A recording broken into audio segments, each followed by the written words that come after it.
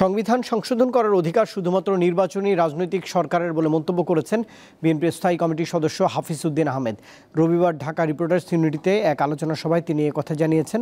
আলাদা কর্মসূচিতে দলটির স্থায়ী কমিটির সদস্য গয়েশ্বর চন্দ্র রায় বলেন, বিদায়ী সরকার এখনও চক্রান্ত করছে।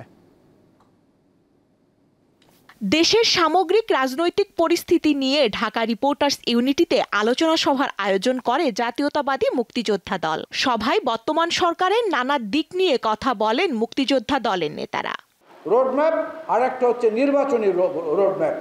সভায় ছাত্র জনতার আন্দোলন, জুলাইয়ে যারা শহীদ ও আহত হয়েছেন তাদের পরিবারের জন্য বীর ভাতা দেওয়ার দাবি জানান হাফিজ উদ্দিন আহমেদ। এই দেশে সংবিধান সংশোধন করার অধিকার একমাত্র নির্বাচিত জনপ্রতিনিধিদের। যতই পিএইচডি ডিগ্রি থাকুক, এটা দিয়ে আপনারা সংবিধান সংশোধন করতে পারবেন না। এদিকে জিয়া মঞ্চের ৩১তম প্রতিষ্ঠাবার্ষিকীতে রাজধানীর নয়াপল্টনে সমাবেশ করে বিএনপি নেতাকর্মীরা। এতে বিএনপির ভাইস চেয়ারম্যান বরকতুল্লাহ বুলু বলেন, অন্তর্বর্তী সরকারের সংস্কারের রূপরেখা বিএনপি আগেই দিয়েছে। আমরা তাদেরকে যৌক্তিক সময় দিতে চাই।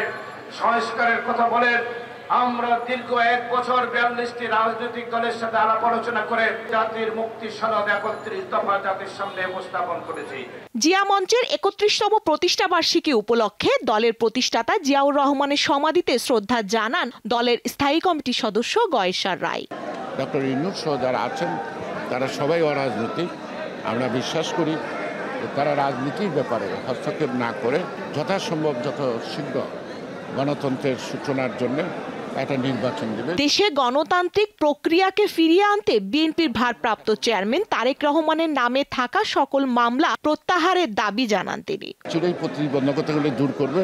স্বস্তিকা সিংহ, দীপ্ত সংবাদ, ঢাকা।